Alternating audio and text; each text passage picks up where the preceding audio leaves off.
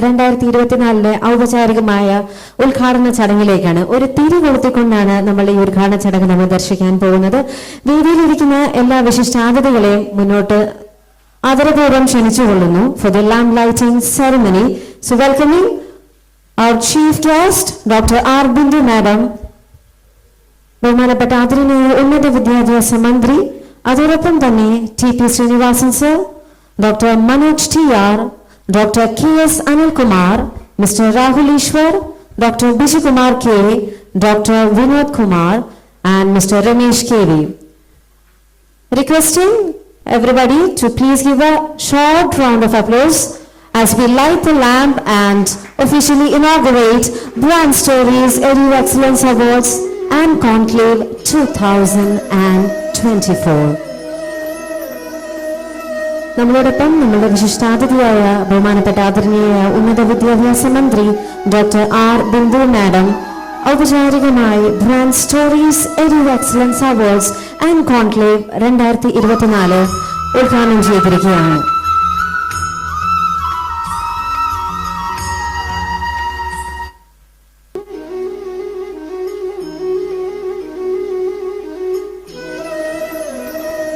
For the lamp lighting ceremony, we have with us on the stage also T.P. Srinivasan sir, Dr. Manoj T.R., Dr. K.S. Anilkumar, Mr. Rahul Ishwar, Dr. Biju Kumar K., Dr. Vinod Kumar, and Mr.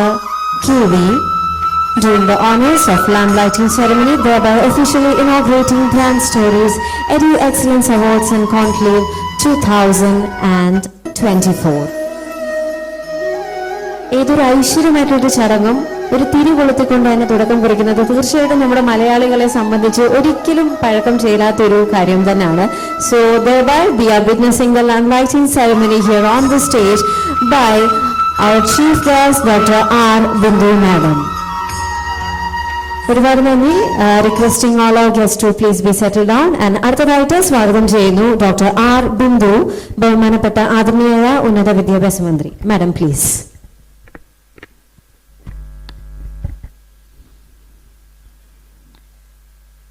വേദിയിലും സദസ്സിലും സന്നിഹിതരായ Sreenivasan sir ഉൾപ്പെടെയുള്ള ബഹുമാന്യരെ, പ്രിയമുള്ള സഹോദരി സഹോദരന്മാരെ, സുഹൃത്തുക്കളെ,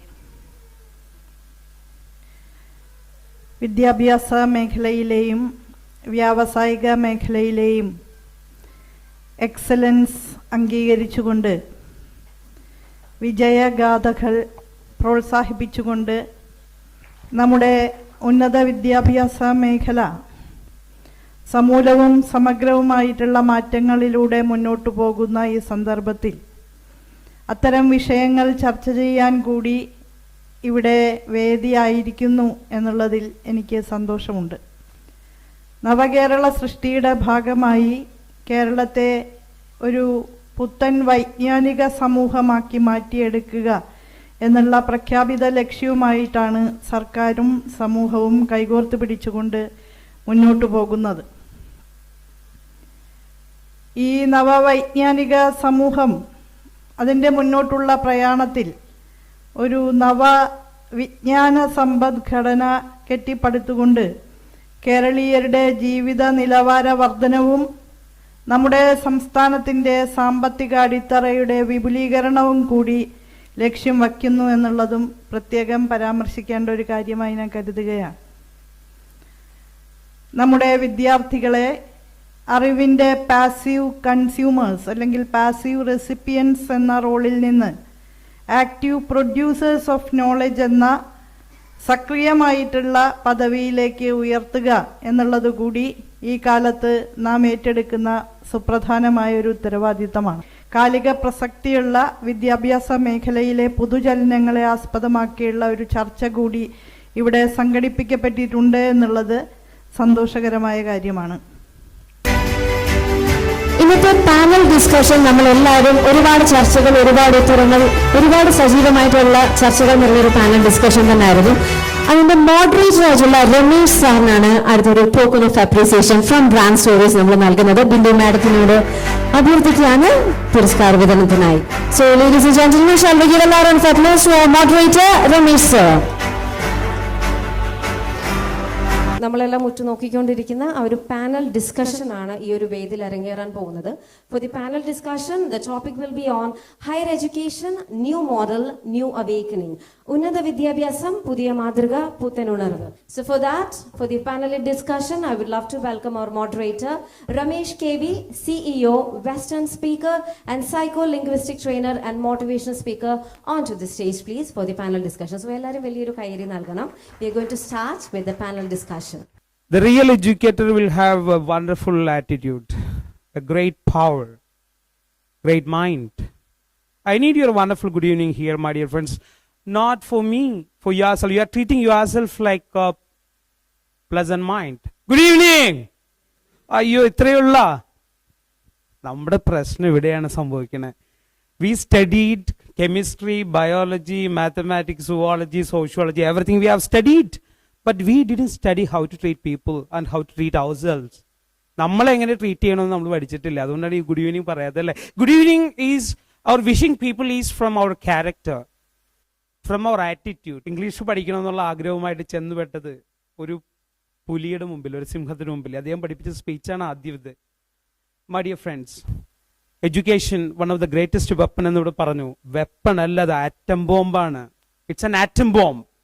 You can destroy this world through education. ഏറ്റവും വലിയ educated people ആണ് വേൾഡിനെ ഡിസ്ട്രോയ് ചെയ്യുന്നതും ഏറ്റവും കൂടുതൽ എഡ്യൂക്കേറ്റഡ് പീപ്പിൾ ആണ് വേൾഡിൽ മനുഷ്യന് ജീവിക്കാനുള്ള ഏറ്റവും വലിയ അത്ഭുതങ്ങൾ കണ്ടെത്തുന്നതും. Am I right? Yes or no? അപ്പോൾ ഈ പ്രോഗ്രാമിലേക്ക് ഞാൻ എല്ലാവരെയും ക്ഷണിക്കുകയാണ്. I am really happy to be here. The second time I am on the stage right now. The last year I was here. This time also I am really thankful to Brand Story people. And here ഞാൻ invite ചെയ്യാണ്. നമുക്ക് വലിയൊരു ആമുഖമൊന്നും വേണ്ട ശ്രീനിവാസ സാറിനെ ഇവിടേക്ക് invite ചെയ്യാനുണ്ട്. കാരണം അത്രയും ഫേമസ് ആണ്, അത്രയും എന്താ പറയുക, ഇന്റലക്ച്വൽ ആണ്. ആദ്യമായിട്ട് ഞാൻ ഈ പ്രോഗ്രാമിലേക്ക്, ഈ ഡിസ്കഷനിലേക്ക് ശ്രീനിവാസ സാറിനെ സ്വാഗതം ചെയ്യാണ്. Sir please on the stage right now. ഒരു നല്ല കയ്യടി കൊടുക്കാട്ടെ നമുക്ക്. കാരണം ഈ 2024 മുതലൊരു പാരഡൈം ഷിഫ്റ്റ് ആണ്. എവറി 50 years വേൾഡിൽ ഒരു പാരഡൈം ഷിഫ്റ്റ് സംഭവിക്കുന്നുണ്ട്. അത് ബിസിനസ് ആവാം, നേച്ചർ ആകാം. ഇപ്പൊ കേരളത്തിലെ ഒരു മിറാക്കിൾ സംഭവിക്കാൻ പോവുകയാണ്. നമ്മൾ അതിനെക്കുറിച്ച് ഡിസ്കസ് ചെയ്യാൻ. We are going to discuss about very serious matter, not simple thing. ആളുകളുടെ എഡ്യൂക്കേഷൻ എന്ന് പറയുന്നതാണ്. ഈ സംസ്ഥാനമായിക്കോട്ടെ, ഇന്ത്യ ആയിക്കോട്ടെ, നമ്മൾ അബ്ദുൽ കലാമിനെ സാറിനെ റെസ്പെക്ട് ചെയ്യുന്നത് എന്താണ്? അദ്ദേഹം തന്ന അറിവിനെ ബേസ് ചെയ്തിട്ടാണ് അല്ലേ? വേറെ ഒന്നും തന്നിട്ടില്ല. ആകെ 2 പാൻസും 2 ഷർട്ടും മാത്രം കണ്ടാൽ ബാക്കി ഉണ്ടായുള്ളൂ. പക്ഷേ 100 വർഷം അല്ല, 1000 വർഷം ഇന്ത്യ ലോകം ഓർത്തിരിക്കുന്നത് it's based on education, my dear friends.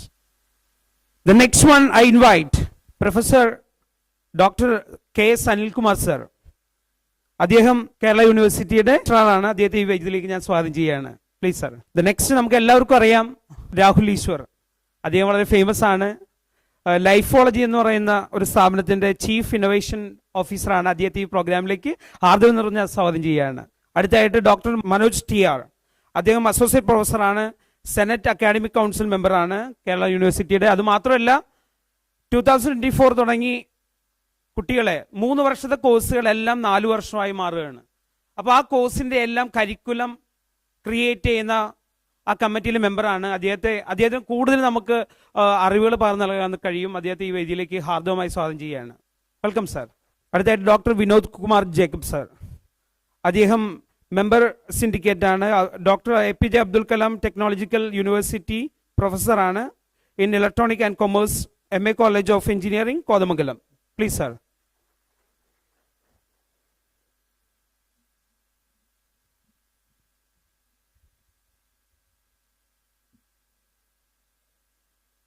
Dr. Bijukumar sir, professor of MG College, Trivandrum, coordinator FIU GP, University of Kerala. Please sir. Okay, once more a warm good evening everyone. Panel discussion start ചെയ്യാണ്. ആദ്യം തന്നെ നമ്മൾ ഇതിന്റെ curriculum prepare ചെയ്യുന്ന, അല്ലെങ്കിൽ ഇതിനൊരു vision ഉണ്ട്. എന്താണ് വിഷൻ എന്നും ഈ 3 വർഷത്തെ കോഴ്സുകളെല്ലാം എന്തുകൊണ്ടാണ് 4 വർഷം ആക്കുന്നതെന്നും വ്യക്തമായിട്ട് മനസ്സിലാക്കാൻ വേണ്ടി പ്രൊഫസർ അനിൽകുമാർ സർ ഇതിനെപ്പറ്റി എക്സ്പ്ലെയിൻ ചെയ്യും. ഈ മേഖലയിലുള്ള മാറ്റങ്ങൾ ഇൻകോർപ്പറേറ്റ് ചെയ്തുകൊണ്ടാണ് 4 ഇയർ വരുന്നത്. Then teaching, learning and evaluation എന്നാണ് പറയുന്നത്. ഇവാലുവേഷനിലും മാറ്റം വരുന്നുണ്ട്. ഇവാലുവേഷൻ നേരത്തെ ഒരു സ്റ്റുഡൻറ് മെമ്മറി ടെസ്റ്റിംഗ് ആയിരുന്നു ഇവാലുവേഷൻ. ഇപ്പോൾ അത് മാറിയിട്ട് സ്റ്റുഡൻറ്റിൻ്റെ creativity, student awareness, student skill, ഇതൊക്കെ മെഷർ ചെയ്യുന്ന തരത്തിലുള്ള different type of evaluation patterns available ആണ്. Open books examination, presentation, discussions, അത് തരത്തിലുള്ള ഡിഫറെൻറ്റ് എക്സാമിനേഷൻസ് മോഡൽസ് ഇവോൾവ് ചെയ്ത് വരികയാണ്. അങ്ങനെ ഒരു ടോട്ടൽ മാറ്റമാണ് ഈ മേഖലയിൽ വരുന്നത്. Okay. Anil sir.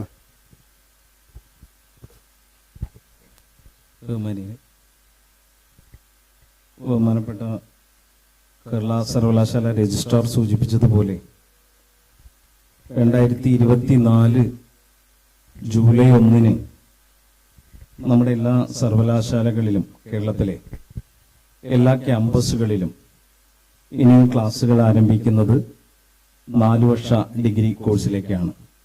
ജൂലൈ 1 എന്നുള്ളത് ഒരു യൂണിഫോം കലണ്ടറിന്റെ ഭാഗമായിട്ട് തന്നെ അത് സെറ്റ് ചെയ്ത സമയത്ത് അതിന്റെ കൺവീനറും അനിൽ സാറായിരുന്നു. സൂചിപ്പിക്കപ്പെട്ടതുപോലെ നേരത്തെ 2022 കേരളത്തിലെ ഹയർ എഡ്യൂക്കേഷൻ റിഫോംസിന് വേണ്ടിയിട്ട് ഒരു കമ്മിറ്റി അതിന്റെ റിപ്പോർട്ട് സമർപ്പിച്ചു. പ്രൊഫസർ ഷംബി മെൻഗാനായിരുന്നു ആ കമ്മിറ്റിയുടെ ചെയർമാൻ. അദ്ദേഹം നടത്തിയിട്ടുള്ള ചില വിലയിരുത്തലുകളുണ്ട്. ഒന്ന്, കേരളത്തിലെ പബ്ലിക് എഡ്യൂക്കേഷനിലേക്ക് കുട്ടികൾ കടന്നു വരുന്ന സമയത്ത് ഏതാണ്ട് 100% കുട്ടികൾ സ്കൂൾ എഡ്യൂക്കേഷനിലേക്ക് കടന്നു വരികയും, എന്നാൽ അത് ഹയർ എഡ്യൂക്കേഷൻ സ്ഥാപനങ്ങളിലേക്ക് വരുന്ന സമയത്ത്, ഹയർ എഡ്യൂക്കേഷൻ ഇൻസ്റ്റിറ്റ്യൂഷനിലേക്ക് വരുന്ന സമയത്ത് 43% അതിന്റെ ഒരു എൻറോൾമെന്റ് റേഷ്യോ. ഏതാണ്ട് ഒരു 7% കുട്ടികൾ പുറത്തേക്ക് പോകുന്നുണ്ട് എന്നുള്ള ഒരു ഇൻഫ്ലുവൻസും കൂടി നമ്മൾ എടുത്താൽ ടോട്ടൽ 50%. അപ്പോൾ അത് കുറവാണെന്നും അടുത്ത വളരെ കുറച്ച് കാലം കൊണ്ട് തന്നെ ഒരു 75% ആ എൻറോൾമെന്റ് റേഷ്യോ ഉയർത്തണമെന്നും, അതോടൊപ്പം തന്നെ കുട്ടികളുടെ ജീവിതവുമായിട്ട് ബന്ധപ്പെട്ട് നേരത്തെ മാഷ് ഇവിടെ സൂചിപ്പിച്ചു, എങ്ങനെയാണ് ഒരു കോഴ്സ് തിരഞ്ഞെടുക്കുന്ന സമയത്ത് അവരുടെ ജീവിതവുമായിട്ട് ബന്ധപ്പെട്ട്, സമൂഹവുമായിട്ട് ബന്ധപ്പെട്ട് നമ്മുടെ കൂടെ വരുന്ന ചില ചലഞ്ചസിനെ കുറിച്ച് ആ റിപ്പോർട്ടിൽ തന്നെ സൂചിപ്പിക്കുന്നുണ്ട്. അദ്ദേഹത്തിന്റെ അതിനകത്തൊരു എക്സാമ്പിൾ ആയിട്ട് കാണിച്ചിട്ടുള്ളത് 2018 കേരളത്തിനെ ആകെ മുക്കിക്കളഞ്ഞ വെള്ളപ്പൊക്കം. 2019 വീണ്ടും അതിന്റെ ഒരു തുടർച്ച കേരളത്തിന്റെ വിവിധ സ്ഥലങ്ങളിൽ കാണുന്നു. 2020 നമ്മൾക്ക് ലോകത്തെമ്പാടും സംഭവിച്ച കോവിഡ് എപ്പിഡമിക്. അപ്പൊ ഇതിനെയൊക്കെ, ഈ ചലഞ്ചസിനെയൊക്കെ നേരിടാൻ പാകത്തിനുള്ള ഒരു നോളജ് കമ്മ്യൂണിറ്റി ആയിട്ട് നമ്മൾ മാറിയിട്ടുണ്ടോ? അങ്ങനെ മാറണം എന്നുള്ളതാണ് അതിന്റെ ഒരു റെക്കമെൻഡേഷൻ. അപ്പൊ അത്തരത്തിൽ ഹയർ എഡ്യൂക്കേഷൻ രംഗത്ത് സമഗ്രമായിട്ടുള്ള ഒരു മാറ്റം ലക്ഷ്യമിട്ടുകൊണ്ടാണ് നമ്മളിപ്പോ ഈ 4 year undergraduate programme Kerala യൂണിവേഴ്സിറ്റിയിലാണെങ്കിൽ FIUGP UOK university of Kerala, അതിൽ 2-3 പാത്വേ ബ്രോഡായിട്ടുണ്ട്. അത് പറഞ്ഞ് അതൊന്ന് സൂചിപ്പിക്കാം. ഒന്ന്, 3 വർഷം കൊണ്ട് കുട്ടികൾക്ക് ഡിഗ്രി എടുക്കാം. നിലവിലുള്ള സ്ട്രക്ചറിൽ നമുക്ക് choice based credit and semester system ആണ്. 2009 അത് MG സർവകലാശാലയിൽ തുടങ്ങിയത്. 2010 അത് കേരള യൂണിവേഴ്സിറ്റിയിൽ തുടങ്ങുന്നത്, CBCSS. അപ്പൊ അതിനെയൊക്കെ തന്നെ ഈ റിപ്പോർട്ടിൽ വിമർശന വിധേയമായിട്ട് കാണുന്നുണ്ട്. ആ സിസ്റ്റത്തിനകത്ത് കുട്ടികൾക്ക് ചോയ്സ് ഉണ്ടായിരുന്നു. 2013 അതിനകത്ത് വീണ്ടും ചില റെക്കമെൻഡേഷൻസിന്റെ ഭാഗമായിട്ട് ഹൃദയകുമാരി കമ്മിറ്റി വരുന്നുണ്ട്. അപ്പോ choice based credit and semester system എന്ന് പറയുന്ന സമയത്ത് ഈ ക്രെഡിറ്റിനെ കുറിച്ച് നേരത്തെ ശ്രീനിവാസൻ സാറ് സൂചിപ്പിച്ച സമയത്ത് പുറത്തെ രാജ്യങ്ങളിലേക്കൊക്കെ പോകുന്ന സമയത്ത് ആ സർവകലാശാലകളിലൊക്കെ നിലനിൽക്കുന്ന ഡിഗ്രി കോഴ്സ് എന്ന് പറയുന്നത് ഇൻഡിപെൻഡന്റ് ഡിഗ്രി കോഴ്സാണ്. നിലനിൽക്കുന്ന നമ്മുടെ ഒരു ഡിഗ്രി സ്ട്രക്ചർ എന്ന് പറയുന്നത് ഒരു PG കോഴ്സിനൊക്കെ ചേരാനുള്ള ഒരു പ്രീറിക്വസിറ്റ് കോഴ്സാണ്. അപ്പൊ അതിന് പകരം ഇൻഡിപെൻഡന്റ് ഡിഗ്രി കോഴ്സുകളായിട്ട് മാറുക. അതിനകത്ത് 133 ക്രെഡിറ്റ് എടുത്തുകൊണ്ട് കുട്ടിക്ക് 3 വർഷം കൊണ്ട് ഡിഗ്രി അച്ചീവ് ചെയ്യാം. സമർത്ഥരായിട്ടുള്ള കുട്ടികൾക്കാണ് ഈ 2.5 വർഷം കൊണ്ട് N-1 എന്നുള്ള ഓപ്ഷൻ ഉപയോഗിച്ചുകൊണ്ട് 2.5 വർഷം കൊണ്ട് തന്നെ ഡിഗ്രി എടുക്കാം. 4ാമത്തെ വർഷത്തിലേക്ക് കിടക്കുന്ന 2 ഓപ്ഷനാണുള്ളത്. ഒന്ന് ഓണേഴ്സ് ബിരുദമാണ്. ഓണേഴ്സ് ബിരുദത്തിന് 177 ക്രെഡിറ്റ്.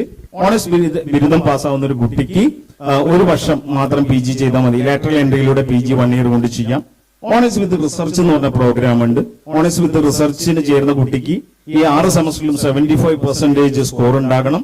ഓണേഴ്സ് വിത്ത് റിസർച്ച് ചെയ്യുന്ന ഒരു കുട്ടി പിന്നെ PG ചെയ്യാതെ നേരിട്ട് റിസർച്ചിന് പോകാം. ഇതിന്റെ ഒരു ബ്രോഡായിട്ടുള്ള 3 പാത്വേ ആണ്. ഈ പാത്വേയിൽ ഇതുവരെ ഉണ്ടായിട്ടുള്ള ഒരു പ്രധാനപ്പെട്ട കാര്യം, കുട്ടിയെ സംബന്ധിച്ചിടത്തോളം നേരത്തെ അനിൽ സാർ പറഞ്ഞതുപോലെ തന്നെ 2 സെമസ്റ്റർ പഠിച്ചു കഴിഞ്ഞിട്ട് താൻ ചൂസ് ചെയ്യുന്ന മേജറിൽ നിന്ന് 3ാമത്തെ സെമസ്റ്ററിൽ മറ്റൊരു മേജറിലേക്ക് സ്വിച്ച് ചെയ്യാം.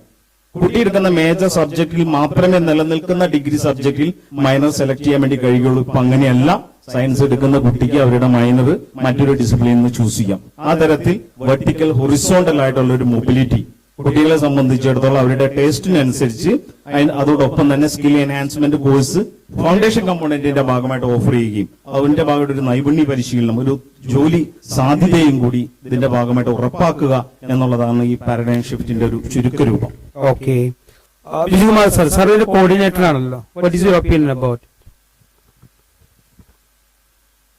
പ്രിയപ്പെട്ട സുഹൃത്തുക്കളെ, ഇപ്പോ നമ്മുടെ കേരള സർവകലാശാല രജിസ്ട്രാർ അതിലെ കരിക്കുലം കോർഡിനേറ്ററായിട്ടുള്ള ഡോക്ടർ മനോജ് TR നമ്മുടെ പുതിയ ഉന്നത വിദ്യാഭ്യാസ രംഗത്തെ സമഗ്രമായിട്ടുള്ള ഒരു പരിഷ്കരണ പദ്ധതിയുടെ ചില കാര്യങ്ങളുടെ ഇതിനകം പങ്കുവച്ചു.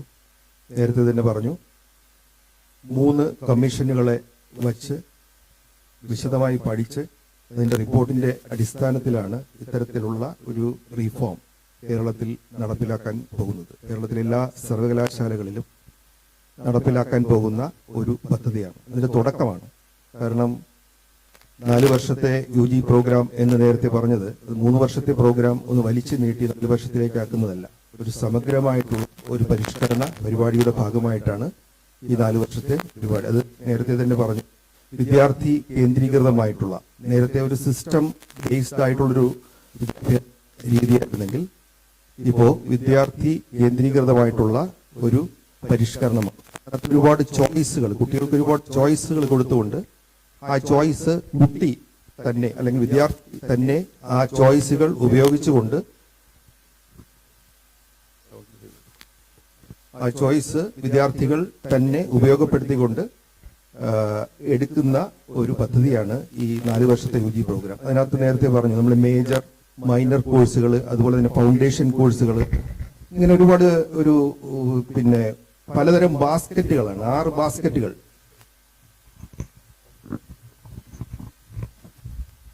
കുട്ടി ഒരു മേജറിലേക്ക് വന്നു, അതിനോടൊപ്പം തന്നെ മൈനർ ഒരു 2ാമതൊരു സ്പെഷ്യലൈസേഷൻ പഠിക്കുന്നു. അതിനോടൊപ്പം തന്നെ ഒരുപാട് ഫൗണ്ടേഷൻ കോഴ്സുകളുണ്ട്. അത് വാല്യൂ അഡീഷൻ കോഴ്സുകൾ, സ്കിൽ എൻഹാൻസ്മെന്റ് കോഴ്സുകൾ, മൾട്ടി ഡിസിപ്ലിനറി കോഴ്സുകൾ, അതുപോലെ തന്നെ എബിലിറ്റി എൻഹാൻസ്മെന്റ് കോഴ്സുകൾ. അപ്പൊ ഇതൊക്കെ ഒരു ബാസ്ക്കറ്റിൽ നിറച്ചു വെച്ചിട്ട് അതിനകത്ത് പലതരത്തിലുള്ള കോഴ്സുകൾ, ഓരോ ഡിപ്പാർട്ട്മെന്റുകളും അല്ലെങ്കിൽ ഓരോ ഡിസിപ്ലിനുകളും കോഴ്സുകൾ ഓഫർ ചെയ്തുകൊണ്ട് ആ കോഴ്സുകൾ കുട്ടികൾക്ക് ഏതാണ് കുട്ടിക്ക് മേജറുമായിട്ട് ബന്ധപ്പെട്ട് തൊഴിലിന് സാധ്യതയുള്ളത്, താല്പര്യമനുസരിച്ച് ഏതാണ് ഞാൻ തിരഞ്ഞെടുക്കേണ്ടത്, ഇതൊക്കെ കുട്ടിയുടെ ചോയ്സിനനുസരിച്ച് കുട്ടിക്ക് ആ ബാസ്ക്കറ്റിൽ നിന്നും എടുക്കാം. യൂണിവേഴ്സിറ്റി എന്ന് പറയുന്നത് കേരള സർവകലാശാല 2000 കോഴ്സുകളാണ് ഈ പലതരം 50 ഡിസിപ്ലിനായിട്ട് 2000 കോഴ്സുകൾ പല ബാസ്ക്കറ്റിലായിട്ട് ഫില്ല് ചെയ്തിട്ടുണ്ട്.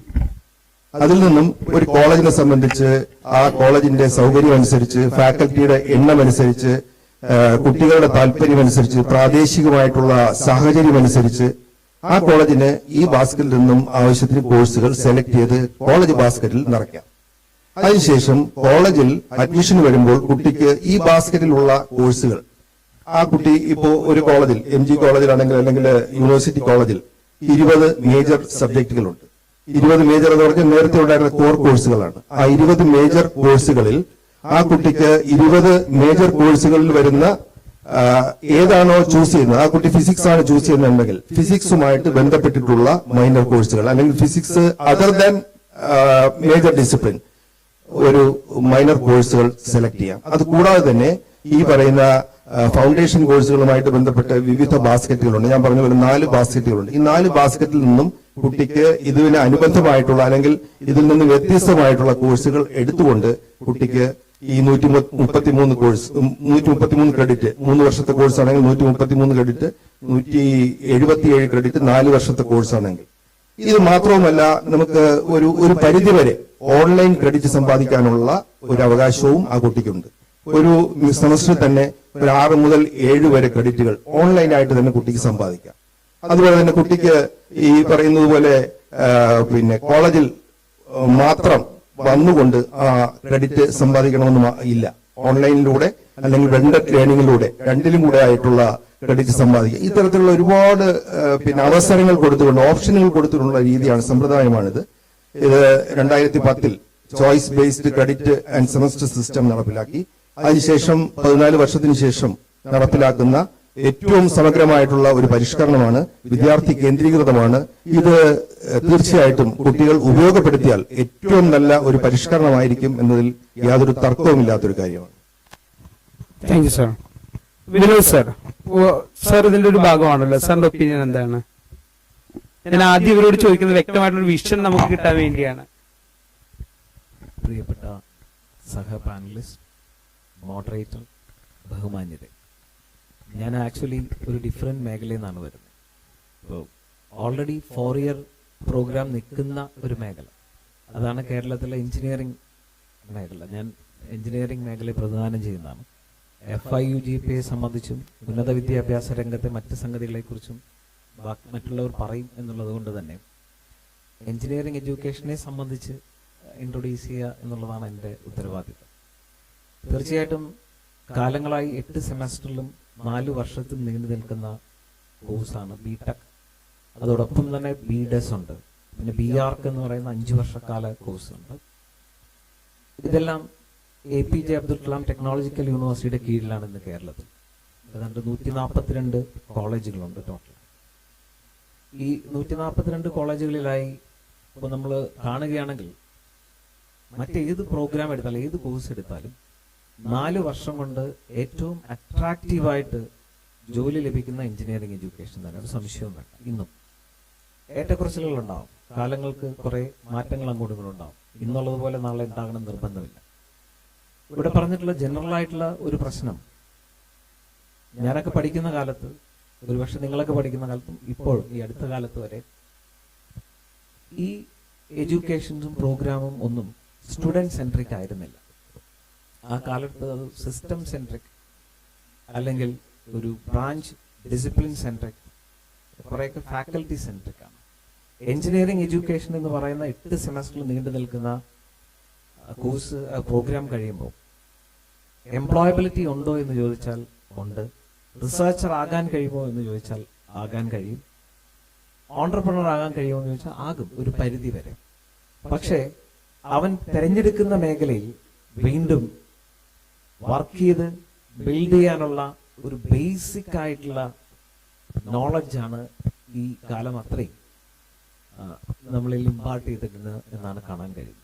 എന്ന് പറഞ്ഞാൽ വളരെ ബ്രോഡായിട്ട് എല്ലാ മേഖലയും ടച്ച് ചെയ്ത് നമ്മളിങ്ങനെ ഡിസൈൻ ചെയ്ത് വെച്ചിട്ടുള്ള കുറേ സബ്ജക്ട്സ് ഉണ്ട്. ഒരു ബ്രാഞ്ച് ഇലക്ട്രോണിക്സ് ആൻഡ് കമ്മ്യൂണിക്കേഷൻ എടുത്താൽ അതിനെല്ലാം തന്നെ നമ്മൾ കോർ എന്നാണ് ഭൂരിപക്ഷം സബ്ജക്ട്സിനെ വിളിക്കുന്നത്. കോർ സബ്ജക്റ്റിലൂടെ നമ്മൾ ഇൻട്രൊഡ്യൂസ് ചെയ്ത് നമ്മളുടെ ഇന്റലക്റ്റിനെ മറ്റ് ഏതിനെയും അക്സെപ്റ്റ് ചെയ്യാൻ കഴിയുന്ന രീതിയിൽ പ്രാപ്തമാക്കിയെടുക്കുന്ന ഒരു സിസ്റ്റമാണ് ബേസിക്കലി നമുക്ക് ഉണ്ടായിരുന്നതെങ്കിൽ ഇനി അങ്ങോട്ട് അത് മുമ്പോട്ട് പോകാൻ കഴിയാത്തൊരു സാഹചര്യം, ഒരു മാറി വരുന്ന ഈ സാഹചര്യം, എസ്പെഷ്യലി പോസ്റ്റ് കോവിഡ് സിറ്റുവേഷൻ, വളരെ ഫാസ്റ്റ് ആയിട്ടുള്ള ഡിജിറ്റൈസേഷൻ, ടെക്നോളജിയിൽ വളരെ വലിയ അഡ്വാൻസ്മെന്റ് നടക്കുന്ന ഒരു കാലഘട്ടമാണ്. ഇപ്പൊ ശ്രീനിവാസൻ സാറ് കീനോട്ട് അഡ്രസ്സിൽ പറയുന്നുണ്ട്, കഴിഞ്ഞ 10 വർഷം കൊണ്ട് 100 വർഷത്തിലധികം വ്യത്യാസം എഡ്യൂക്കേഷൻ രംഗത്തുണ്ടായി.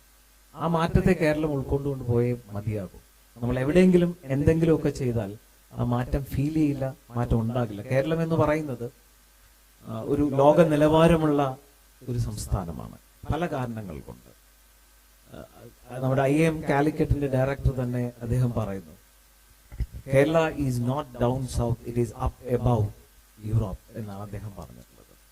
എല്ലാ രംഗത്തും നമ്മുടെ ആളുകളുടെ ക്വാളിറ്റി ഓഫ് ഇന്റലക്ട് അതെല്ലാം വളരെ വലുതാണ്. പക്ഷെ അതിനെ ആ തരത്തിൽ യൂട്ടിലൈസ് ചെയ്യുന്നുണ്ടോ എന്നുള്ളതാണ് നമ്മുടെ ക്വസ്റ്റ്യൻ. ആ തരത്തിൽ യൂട്ടിലൈസ് ചെയ്യാൻ കഴിയുന്നതാകണം അത് right from primary education onwards. അവിടെ നിന്ന് നമ്മൾ ആരംഭിക്കണം എന്ന് തന്നെയാണ് പറയുന്നത്. തൊലിപ്പുറമെയുള്ള ട്രീറ്റ്മെന്റ് കൊണ്ട് ഇനി അങ്ങോട്ട് ഒരു മാറ്റം സാധ്യമല്ല. ഞങ്ങൾ ഈ ഇപ്പോൾ ഇതിനോടൊപ്പം തന്നെ APJ അബ്ദുൽ കലാം ടെക്നോളജിക്കൽ യൂണിവേഴ്സിറ്റിയുടെ കരിക്കുലം റീവാമ്പ് ചെയ്ത് കഴിഞ്ഞു. ഇന്ന് ഒഫീഷ്യലായി ബഹുമാന്യായ നമ്മുടെ ഉന്നത വിദ്യാഭ്യാസ വകുപ്പ് മന്ത്രി തന്നെ കരിക്കുലം ഡിക്ലെയർ ചെയ്യാൻ ഉണ്ടായി. ഏതാണ്ട് 1 വർഷത്തിലധികം നീണ്ടു നിൽക്കുന്ന ഒരു വലിയ പ്രോസസ്സാണ്. ഈ വലിയ പ്രോസസ്സിന്റെ തുടക്കത്തിൽ തന്നെ യൂണിവേഴ്സിറ്റി സിൻഡിക്കേറ്റും വൈസ് ചാൻസലറും എല്ലാം എടുത്തിട്ടുള്ളൊരു പരമപ്രധാനമായിട്ടുള്ള തീരുമാനം, ഈ കരിക്കുലത്തിന്റെ ആരംഭത്തിൽ ഒരു കരിക്കുലം കമ്മിറ്റി ഫോം ചെയ്യണം. ആ കരിക്കുലം കമ്മിറ്റിയിൽ കേരളത്തിലെ എഡ്യൂക്കേഷനിസ്റ്റ് അല്ലെങ്കിൽ നമ്മുടെ കോളേജുകളിൽ പഠിപ്പിക്കുന്ന അധ്യാപകരാകരുത്, പകരം ഇന്റർനാഷണൽ വെൽ റിനൗൺഡ് ആയിട്ടുള്ള യൂണിവേഴ്സിറ്റി എന്നുള്ള ആളുകൾ, IITs NITs എന്നുള്ള ആളുകൾ, അതുപോലെ ഇൻഡസ്ട്രി എന്നുള്ള ആളുകൾ എല്ലാം ഉൾപ്പെടുന്നു. ഓഫ് കോഴ്സ് അതിൽ ഞാനും ഒരു മെമ്പറായിരുന്നു. നമ്മുടെ ബഹുമാന്യായ APJ KTUവിന്റെ മുൻ വൈസ് ചാൻസലറും DTയുമായിരുന്ന MS രാജശ്രീ മാഡം അടക്കമുള്ള ആളുകൾ ഉണ്ടെങ്കിൽ പോലും ഇത്തരം ആളുകളുടെ ഒരു കമ്മിറ്റി ചേർന്നാണ് കരിക്കുലത്തിന്റെ ഡ്രാഫ്റ്റിന് രൂപം കൊടുത്തിട്ടുള്ളത്. അതിനെ തുടർന്ന് ആ കരിക്കുലം ഒരു 27 ഐറ്ററേഷൻസിലൂടെ കടന്നുപോയി. സ്റ്റേക്ക് ഹോൾഡേഴ്സ് ആയിട്ടുള്ള മുഴുവൻ ആളുകളായിട്ട് ഡിസ്കഷൻ വെച്ചു. ശ്രീനിവാസൻ സാർ പറയുന്ന പോലെ അല്ലെങ്കിൽ പറഞ്ഞിട്ടുള്ളതുപോലെ ഒരുപക്ഷെ ഞങ്ങൾ അതിനെ വിഭാവനം ചെയ്യുന്നത് വളരെ റെവല്യൂഷണറി ആയിട്ടുള്ള ഒരു കരിക്കുലവുമായിട്ടാണ് APJ KTU എഞ്ചിനീയറിംഗ് രംഗത്ത് വരാൻ പോകുന്നത്. വളരെ കാതലായ മാറ്റമുണ്ട്.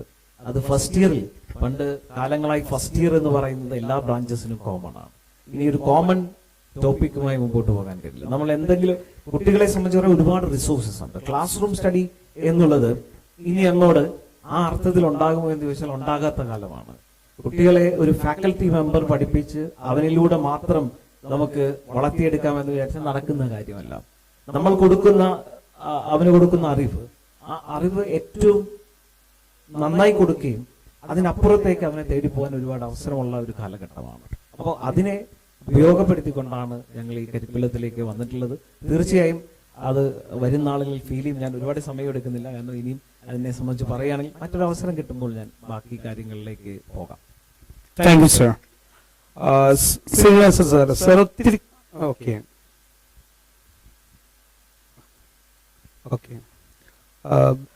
രാഹുൽ ഈശ്വർ സാറിനെ ഞാൻ കാണുന്നത് ഒരു യൂത്തിന്റെ ഒരു ഐക്കണായിട്ടാണ്. അപ്പൊ അതുകൊണ്ട് സാർ ഒത്തിരി നാള് ഹയർ എഡ്യൂക്കേഷൻ സെക്ടറിൽ ഉണ്ടായിരുന്ന ഒരാളാണല്ലോ. അപ്പൊ സാറിന് കുറച്ചുകൂടി കൂടുതൽ പറഞ്ഞിട്ട് ഓക്കെ രാഹുൽ സാറിന്റെ അടുത്തേക്ക് പോവാം. സാർ എങ്ങനെയാണ് സാർ ഇതിനെ ഒരു യൂത്ത് ഐക്കൺ എന്നുള്ള രീതിയിൽ എങ്ങനെയാണ് ഇതിനെ കാണുന്നത്? Srinivasan sir, doctor Manoj, Shri KS Anil, doctor Bijukumar sir, doctor Vinod Kumar, Shri Ramesh. ഞാൻ വർക്ക് ചെയ്യുന്നത് ലൈഫോളജി എന്നൊരു ഓർഗനൈസേഷനിലാണ്. ഞങ്ങൾ എഡ്യൂക്കേഷനിലാണ്. CBSE അടക്കമുള്ള വ്യത്യസ്ത ബോഡീസിന്റെ പാർട്ട്നേഴ്സാണ്. ഞങ്ങൾ വിദ്യാഭ്യാസത്തെ കാണുന്നത് ഒരു ഇൻഡസ്ട്രിയുടെ പെർസ്പെക്റ്റീവിൽ നിന്നുകൂടെയാണ്. അതായത് ഞാൻ ഡിഗ്രി പഠിച്ചത് എക്കണോമിക്സ് ആണ്. അപ്പോ യഥാർത്ഥത്തിൽ എന്നോട് ചോദിക്കാതെ എന്റെ അമ്മ അന്ന് ഞങ്ങളുടെ ഒരു റിലേറ്റീവ് പറഞ്ഞത് കേട്ടിട്ടാണ് എന്നെ economics is A great subject. പക്ഷേ എക്കണോമിക്സ് എനിക്ക് സ്യൂട്ടഡ് ആയിരുന്നു എന്ന് ചോദിച്ചാൽ ഡെഫിനറ്റ്ലി നോ. കേരളത്തിൽ ഏകദേശം കുട്ടികളൊക്കെ പല കുട്ടികളും ചേരുന്നത് അങ്ങനെ തന്നെയാണ്. വീട്ടുകാരുടെ വീട്ടുകാരുടെ നിർബന്ധമോ അല്ലെങ്കിൽ വീട്ടുകാർ നമ്മുടെ ബെസ്റ്റ് ഇൻട്രസ്റ്റിലാണ് നമ്മളെ ചേർക്കുന്നത്. എന്റെ ഫാദർ, ഞാൻ സ്കൂളിൽ പഠിച്ചിരുന്നത് എന്റെ ഫാദർ മരിച്ചതാണ്. ഫാദർ ബാങ്കിലായിരുന്നു. അപ്പൊ അമ്മയോട് ഈ എക്കണോമിക്സ് എന്ന് അഡ്വൈസ് കിട്ടിയപ്പോൾ അമ്മയ്ക്ക് വളരെ കറക്റ്റായി തോന്നി. അച്ഛനും ബാങ്ക് ആയിരിക്കും, മോൻ എക്കണോമിക്സ് ആയിരിക്കും ഇൻട്രസ്റ്റ്. അങ്ങനെ ഞാൻ എക്കണോമിക്സിന് പോയി. അതിനുശേഷം 2 സ്കൂൾ ഓഫ് എക്കണോമിക്സ് അടക്കമുള്ള സ്ഥലങ്ങളിൽ പോയി. പക്ഷെ ആ വിഷയം ഒരിക്കലും എനിക്കൊരു ഇൻട്രസ്റ്റോ ഒരു ഇഗ്നിഷനോ നൽകിയിട്ടില്ല. ഏകദേശം ഒരു 15 to 18 ഇയേഴ്സിന് ശേഷം ഈ സൈക്കോമെട്രിക് അസസ്മെന്റ്സ് ഒക്കെ ഇപ്പോൾ ഒരുപാട് അവൈലബിൾ ആണ്. അതൊക്കെ എടുത്തതിന് ശേഷമാണ് ഞാൻ തിരിച്ചറിഞ്ഞത് എനിക്ക് കൂടുതൽ യോജിക്കുന്നത് ലോ പോലെ, മീഡിയ, പബ്ലിക് പോളിസി പോലുള്ള ഡൊമൈൻസ് ആണ്. ഞാൻ അങ്ങനെ തിരുവനന്തപുരം ലോ അക്കാഡമിയുടെ ഈവനിംഗ് ബാച്ചിൽ ചേർന്നു. കഴിഞ്ഞ വർഷം ഞാൻ ഹൈക്കോടതിയിൽ അഡ്വക്കേറ്റായിട്ട് എൻറോൾ ചെയ്യുകയും ചെയ്തു. പക്ഷേ എന്റെ അമ്മയുടെയോ അല്ലെങ്കിൽ അന്ന് എന്റെയോ ഒരു തെറ്റായ തീരുമാനം കൊണ്ട് എനിക്ക് നഷ്ടമായത് ഒരു 20 വർഷമാണ്. പക്ഷെ നിങ്ങൾ ചിലരെങ്കിലും എന്നെ കണ്ടിട്ടുണ്ടെങ്കിൽ എന്റെ ജോലി സംബന്ധമായ മേഖലയിലായിരിക്കില്ല, TVയിലെ ചർച്ചയോ തർക്കമോ ഒക്കെ ആയിരിക്കും. അപ്പോ ഞാൻ ഇവിടുത്തെ മുതിർന്നവരോടുള്ള ഒരു റിക്വസ്റ്റ്, ഏതെങ്കിലും രീതിയിൽ കുട്ടികൾ ചൂസ് ചെയ്യുന്നു എന്ന് പറയുമ്പോൾ കുട്ടികൾ പലപ്പോഴും ഒരു റോങ് ചോയ്സിലേക്ക് പോകാൻ ചാൻസ് ഉണ്ട്. കാര്യം അപ്പോ ഏതെങ്കിലും ഒരു പ്രധാന TVയിൽ കാണുന്നതോ അല്ലെങ്കിൽ സിനിമയിൽ കാണുന്നതോ പേപ്പറിൽ കാണുന്ന കോളം റോബോട്ടിക്സ് നല്ലതാണ്, തീർച്ചയായും റോബോട്ടിക്സ് നല്ലതാണ്. പക്ഷേ if I am not equip for it, എത്രമാത്രം എനിക്കത് ചേരും എന്നുള്ളത് ഒരു ഡൗട്ട്ഫുള്ളാണ്. അപ്പൊ ഏതെങ്കിലും രീതിയിലുള്ള ആപ്റ്റിറ്റ്യൂഡോ സൈക്കോമെട്രിക് അസസ്മെന്റോ ഒക്കെ ഇതിന്റെ ഭാഗമാക്കുകയാണെങ്കിൽ അത് വളരെ നല്ലതാണ്. ഇപ്പൊ നേരത്തെ രമേശ് പറഞ്ഞതുപോലെ നമുക്ക് ചുറ്റും ഒന്ന് കണ്ടുപിടിച്ചാൽ ആസ് എ തമ്പ് റൂൾ 90 മുതൽ 95% വരെ ആൾക്കാർ അവരുടെ ലൈഫിൽ തെറ്റായ കോഴ്സ്, തെറ്റായ കോളേജ്, തെറ്റായ കരിയർ തിരഞ്ഞെടുത്തത് കാരണം 4-5 വർഷം നഷ്ടപ്പെട്ടവരായിരിക്കും. നമ്മുടെ ചുറ്റും ഒന്ന് കണ്ണോടിച്ചാൽ തന്നെ മതി. ഇത് എന്തുകൊണ്ടാണ് പറ്റുന്നത്? നമുക്ക് ആ വശത്ത് ഒരു ഗൈഡൻസ് കിട്ടുന്നില്ല. അവിടെ നമ്മുടെ ചോയ്സുകളെ റെഗുലേറ്റ് ചെയ്യാനില്ല. എന്റെ അടക്കം പലരുടെയും ഫ്രണ്ട്സ് എടുത്തു നോക്കിയാൽ നമ്മൾ പഠിച്ച കാര്യങ്ങളെല്ലാം പിന്നീട് ചെയ്യുന്നത് പഠിക്കുന്ന ഒരു ഡിഗ്രി ഇരിക്കട്ടെ, ഒരു സർട്ടിഫിക്കറ്റ് ഇരിക്കട്ടെ എന്നുള്ളതാണ്. ഞാൻ ഇപ്പോൾ മനസ്സിലാക്കുന്നത് AEC, SEC പോലുള്ള ഒരുപാട് സിസ്റ്റംസ് ഉണ്ട്. എബിലിറ്റി എൻഹാൻസ്മെന്റ് കോഴ്സുകൾ, സ്കിൽ എൻഹാൻസ്മെന്റ് കോഴ്സുകൾ അടക്കം ഉള്ള കാര്യങ്ങളുണ്ട്. ഏതെങ്കിലും രീതിയിൽ ഒരു അസസ്മെന്റ് കൂടി incorporate ചെയ്യാമെങ്കിൽ they will be able to take the decisions really well. അല്ലെങ്കിൽ പലപ്പോഴും ഈ ഡിസിഷൻസ് വിംസ് ആൻഡ് ഫാൻസി ആയിരിക്കും. ഇപ്പൊ എന്റെ വൈഫ് തിരുവനന്തപുരം എഞ്ചിനീയറിംഗ് കോളേജിലാണ് പഠിച്ചത്. TKM ഇലക്ട്രിക്കലോ മെക്കാനിക്കലോ ഏതോ ഒരു ഇത് കിട്ടി. തിരുവനന്തപുരത്ത് സിവിൽ കിട്ടി.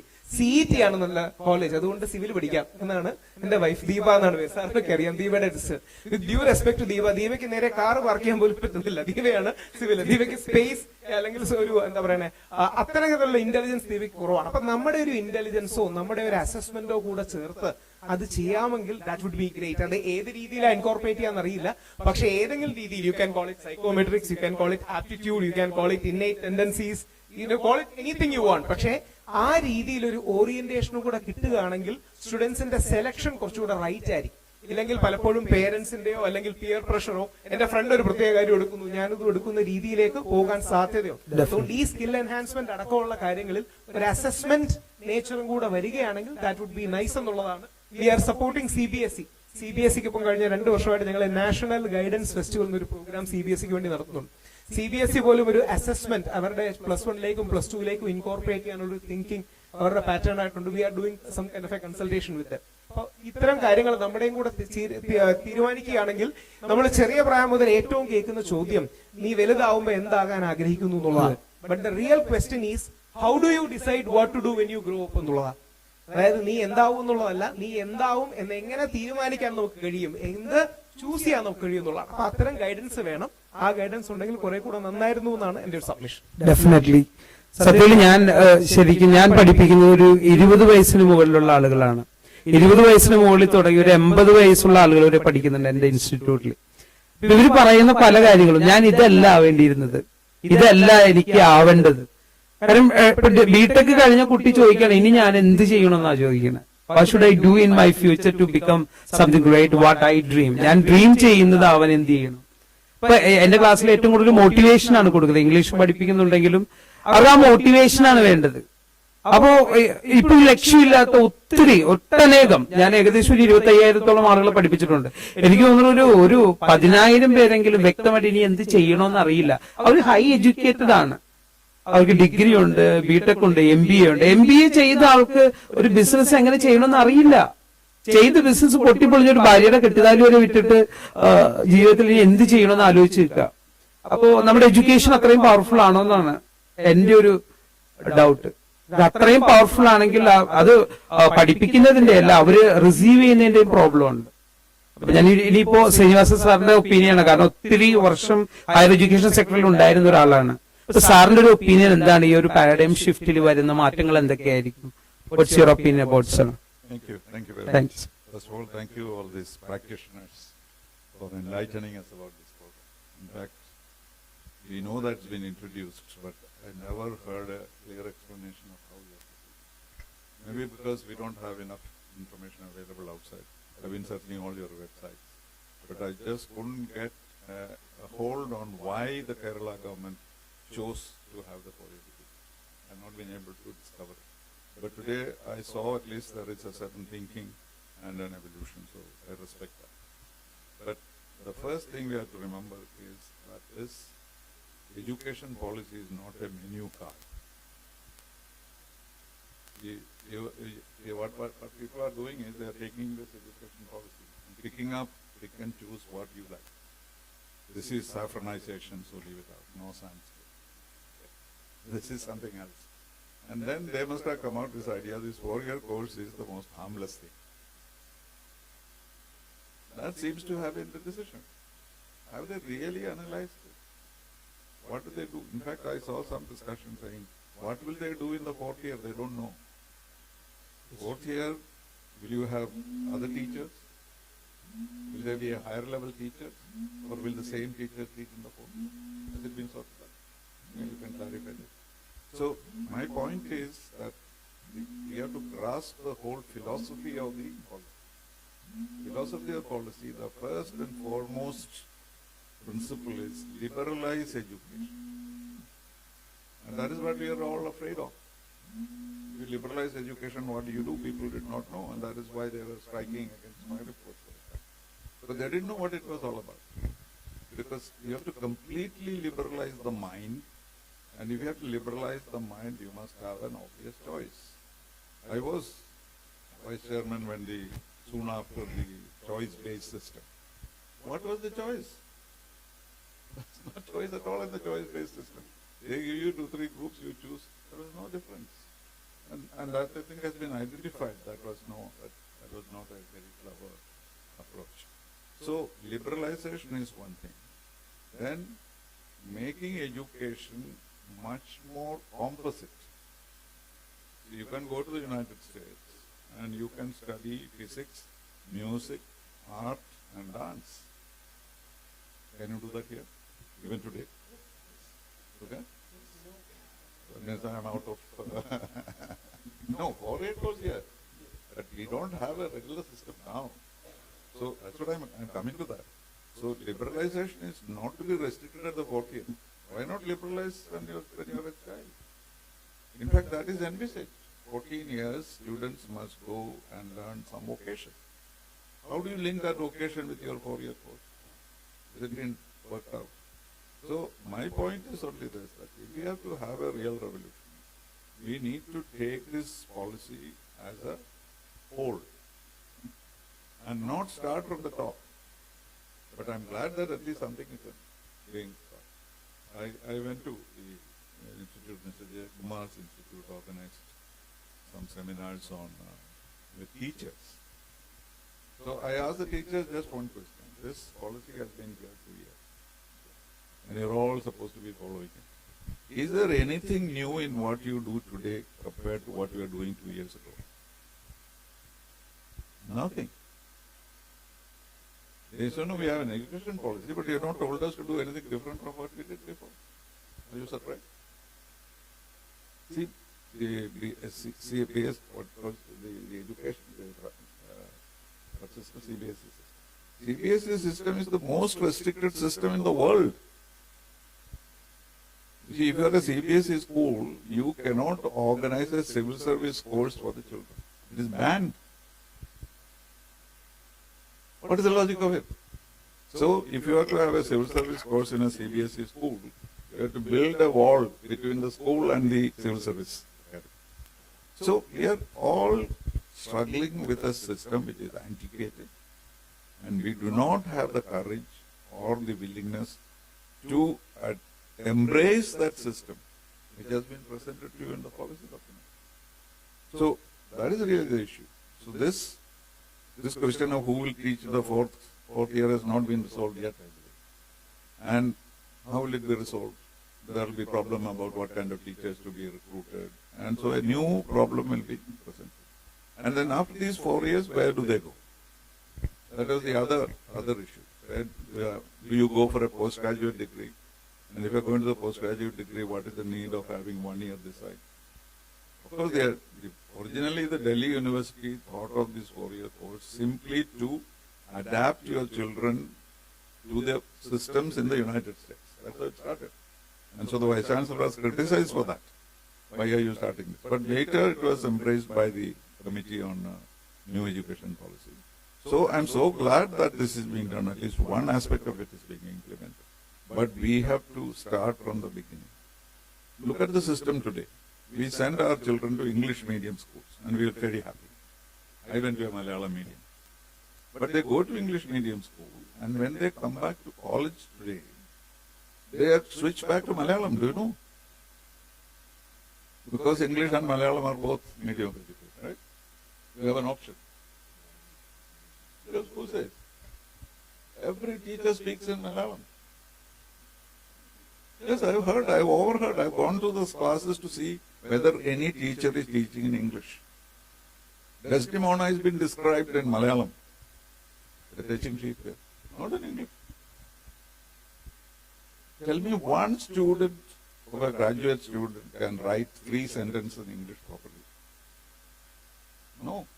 This is sad. You are not recognizing it because you are all Indian. But I know for a fact that they come, I teach civil service training.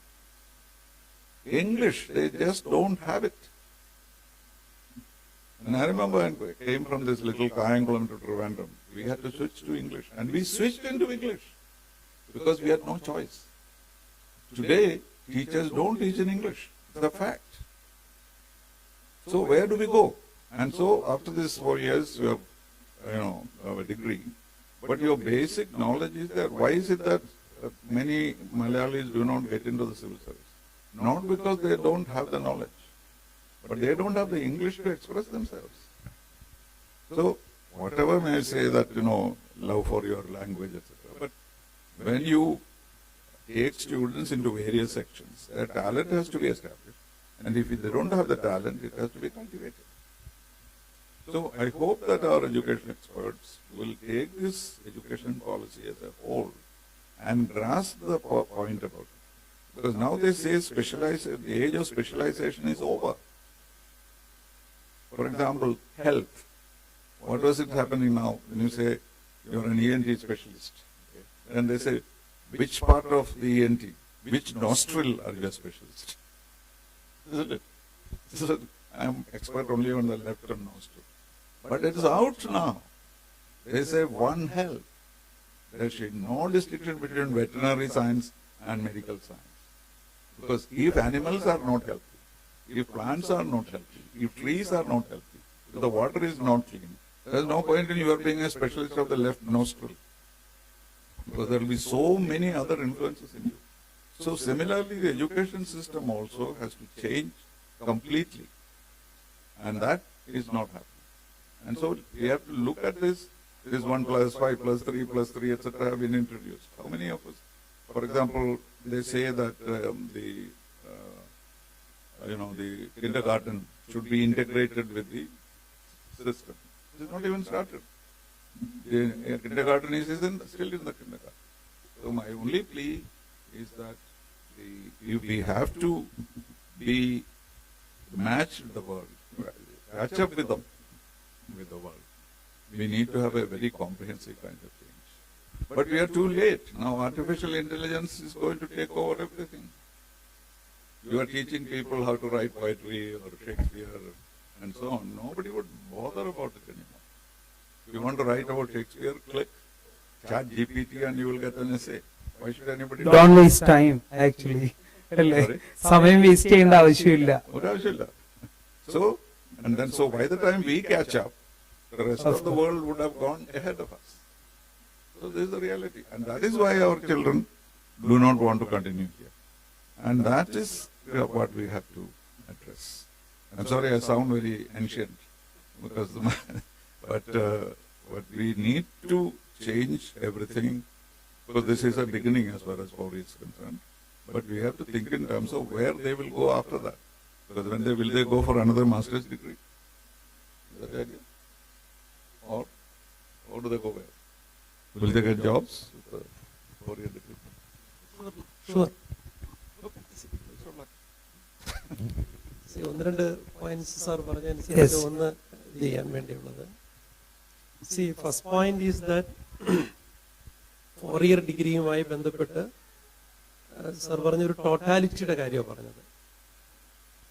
നേരത്തെ ഇവിടെ സൂചിപ്പിച്ചു 2022 3 കമ്മീഷനെ വെച്ചുകൊണ്ട് വിശദമായി പഠിച്ച് ഒരു റിപ്പോർട്ട് വരികയും കരിക്കുലം ഫ്രെയിംവർക്കിന് IISc പ്രൊഫസറെ വെച്ചിട്ട് കരിക്കുലം ഫ്രെയിംവർക്കും വെച്ചിട്ടാണ് ഈ 4-year ഡിഗ്രി കൊണ്ടുവന്നത്. ഇതിലെ ഒരു പ്രോബ്ലം എന്ന് പറഞ്ഞത് 4th year ആര് പഠിപ്പിക്കും എന്നുള്ള നിലയിലാണ് ചോദിച്ചത്. There is no doubt at all.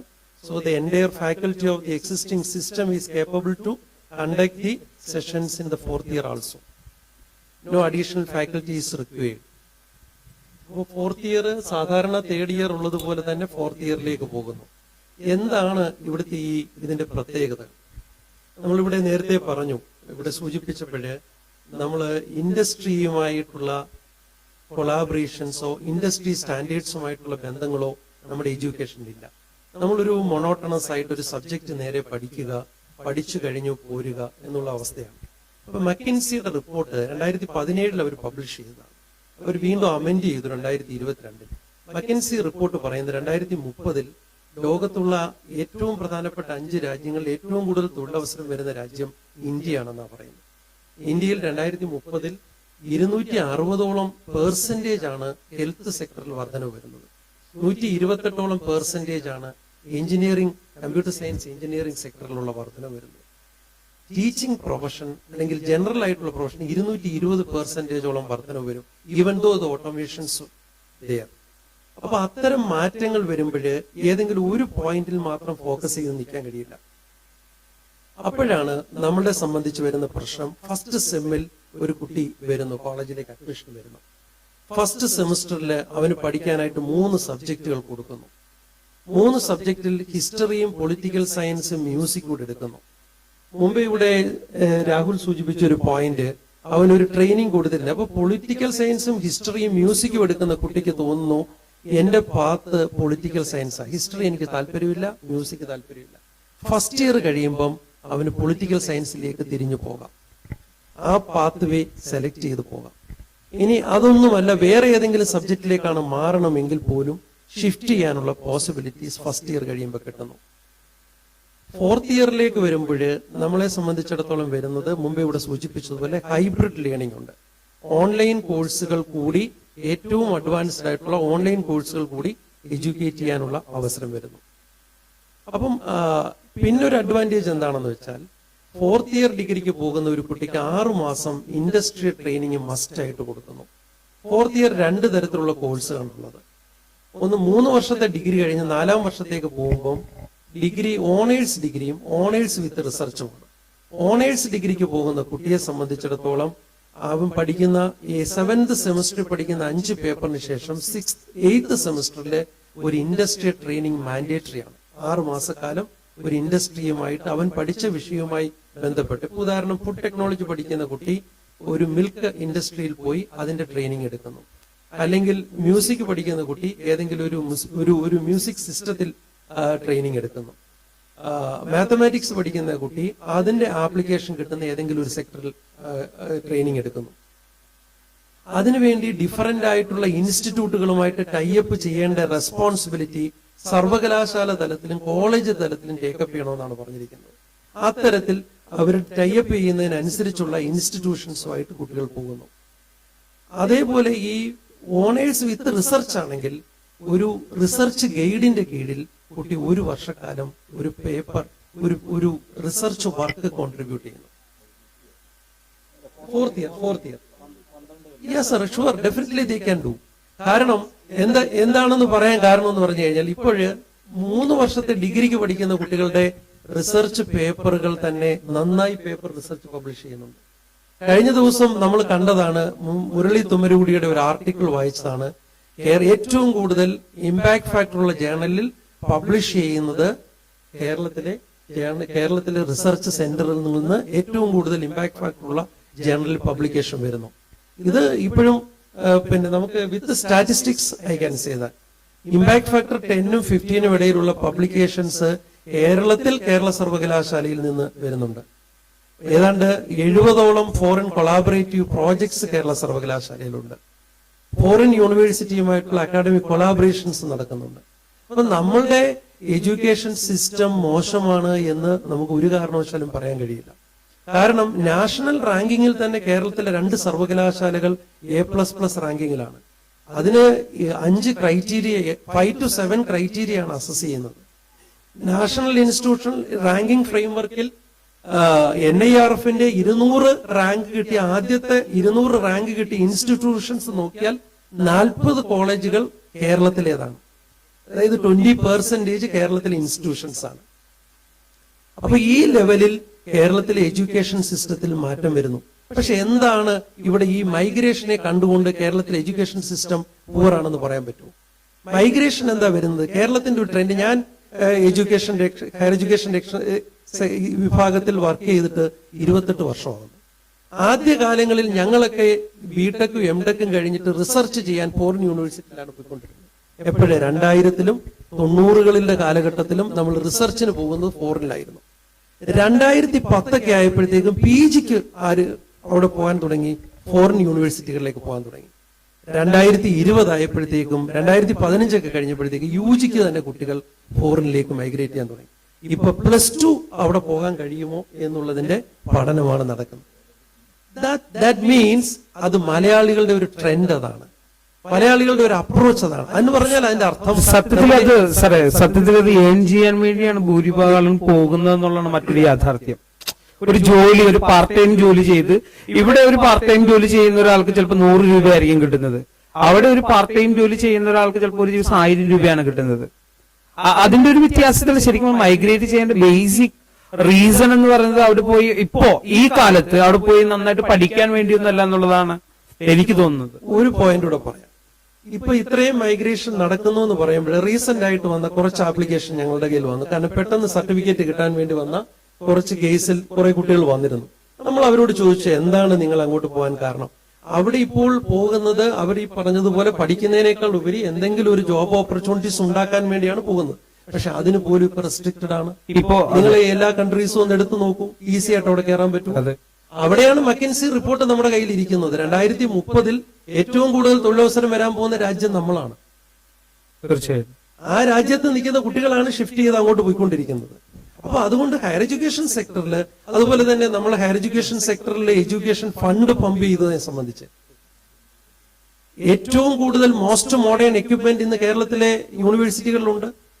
HRTM എന്ന് പറഞ്ഞൊരു എക്യുപ്മെന്റ് ഉണ്ട്, അതിന് 38 കോടി രൂപയാണ്. അതേപോലെ 3 എക്യുപ്മെന്റ് 3 സർവകലാശാലകളിൽ വാങ്ങിച്ചിട്ടുണ്ട്. എഡ്യൂക്കേഷനിൽ നമുക്ക് കിഫ്ബി എന്ന് പറയുന്ന ഫണ്ട്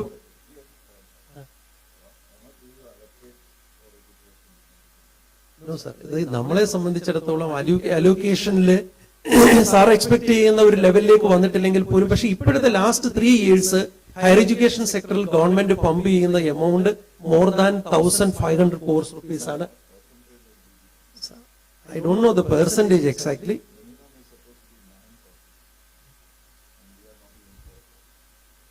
So percentage നോക്കിയാൽ ചിലപ്പം കേരളത്തിലാണോ സാർ 4% എന്ന് പറയുന്നത്? നാഷണൽ ലെവലായിരിക്കും. നാഷണൽ ലെവലിൽ അതിന് ഒരു ഗുണമുണ്ട് സാർ. അതിന്റെ പ്രശ്നം എന്ന് വെച്ചാൽ GR നാഷണൽ 28.8 നിൽക്കുന്നത്, നമ്മൾ 38% വന്നു കഴിഞ്ഞു. അല്ല, ഞാൻ പറഞ്ഞത് അതിലുള്ള ഇൻവെസ്റ്റ്മെന്റിലേക്ക് അവർക്ക് കൊടുക്കാൻ കഴിയുന്നില്ല. നമ്മുടെ ഇൻസ്റ്റിറ്റ്യൂട്ടുകളിൽ, നമ്മുടെ യൂണിവേഴ്സിറ്റികളിൽ സംഭവിക്കുന്നത് മോസ്റ്റ് മോഡേൺ എക്യുപ്മെന്റ്സ്, ഇപ്പൊ കിഫ്ബിയുടെ തന്നെ,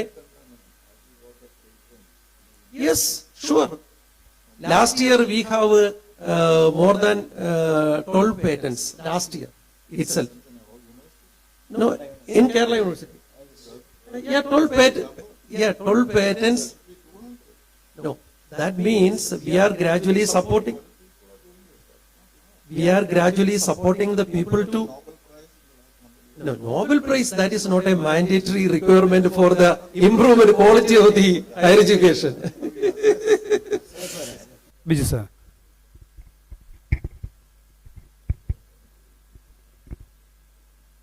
ഇപ്പോൾ ഇവിടെ ചോദിച്ച ചോദ്യത്തിന് ഇപ്പോൾ മന്ത്രി തന്നെ സംസാരിച്ചപ്പോൾ ഒരു ഉത്തരം പറഞ്ഞു. ഒരു വൈജ്ഞാനിക സമ്പദ്ഘടന രൂപീകരിക്കാൻ ഉള്ള തുടക്കം ആണ് ഈ ഉന്നത വിദ്യാഭ്യാസ രംഗത്തെ പുരോഗതിയുമായി ബന്ധപ്പെട്ട് ടീച്ചർ ഇവിടെ നേരത്തെ സൂചിപ്പിച്ചു. ഈ ഇദ്ദേഹം പറഞ്ഞതനുസരിച്ച് നമ്മുടെ കരിക്കുലത്തിൽ ഒരു കോഴ്സ് അതിനകത്ത് ഉൾപ്പെടുത്തുന്ന ഒരു വിഷയവുമായി ബന്ധപ്പെട്ടിട്ടാണ് പറഞ്ഞതെന്ന് തോന്നുന്നു, അല്ലേ? സ്റ്റോക്ക് മാർക്കറ്റുമായിട്ട് ബന്ധപ്പെട്ടിട്ടുള്ള, ഇപ്പോൾ നമ്മൾ നേരത്തെ ഉണ്ടായിരുന്ന ഇപ്പോൾ കോമേഴ്സ് പഠിച്ചിറങ്ങുന്ന വിദ്യാർത്ഥി, BCom പഠിച്ച് ഇറങ്ങുന്ന ഒരു വിദ്യാർത്ഥിക്ക് ഒരു കടയിൽ ഇരുന്ന് കണക്കെഴുതാൻ പോലും ഉള്ള ഒരു എക്സ്പെർട്ടൈസ് ഇല്ലാത്തൊരവസ്ഥ നമ്മുടെ വിദ്യാഭ്യാസത്തിനുണ്ടായിരുന്നു. അത് മാറ്റിയെടുക്കണം എന്നുള്ളതാണ് നമ്മൾ ഈ അവസരത്തിൽ ഈ പുതിയ പരിഷ്കരണവുമായി ബന്ധപ്പെട്ട്. അതിനകത്ത് എക്സ്പെർട്ടൈസ് ഉള്ള ഒരുപാട് കുട്ടികളുണ്ട്, അത് സ്വയം പഠിക്കുന്നതാണ്. നമ്മൾ ഈ പറഞ്ഞതുപോലെ ഒരു അവിയലായിട്ട് എല്ലാം കൂടെ പഠിച്ചുകൊണ്ട് ആ കുട്ടിക്ക് ഒരു സ്കിൽ ബേസ്ഡ് ആയിട്ടുള്ള ഒരു നൈപുണി അടിസ്ഥാനത്തിലുള്ള ഒരു ലേണിങ്ങുമായി ബന്ധപ്പെട്ട് ആ കുട്ടി വളരെ വട്ടപൂജ്യമായിട്ട് നിൽക്കുന്നു എന്നുള്ളതാണ് പ്രധാനം. അത് നമുക്ക് മാറ്റിയെടുക്കാൻ വേണ്ടിയിട്ടാണ് ന്യൂമറസ് കോഴ്സസ്. അതിനകത്ത് ഈ പറയുന്ന സ്റ്റോക്ക് മാർക്കറ്റുമായിട്ട് ബന്ധപ്പെട്ട് നിരവധി കോഴ്സുകൾ നമ്മൾ ഈ UG പ്രോഗ്രാമുമായിട്ട് എല്ലാ സർവകലാശാലകളിലും ഇപ്പോൾ മുന്നോട്ട് വെച്ചിട്ടുണ്ട്. കുട്ടിക്ക് അത് ഈ വിദ്യാർത്ഥികൾക്കെല്ലാം ഈ ഏൺ ചെയ്യുക എന്നുള്ളത് അവരുടെ ഒരു ആവശ്യമാണ്. ഇപ്പോൾ തന്നെ പല വിദ്യാർത്ഥികൾ എഞ്ചിനീയറിംഗ് പഠിക്കുന്ന വിദ്യാർത്ഥികൾ അല്ലെങ്കിൽ കോളേജിൽ UGക്ക് പഠിക്കുന്ന വിദ്യാർത്ഥികൾ വൈകുന്നേരം അവർ ഈ സ്വിഗ്ഗിയുമായിട്ട് ബന്ധപ്പെട്ടും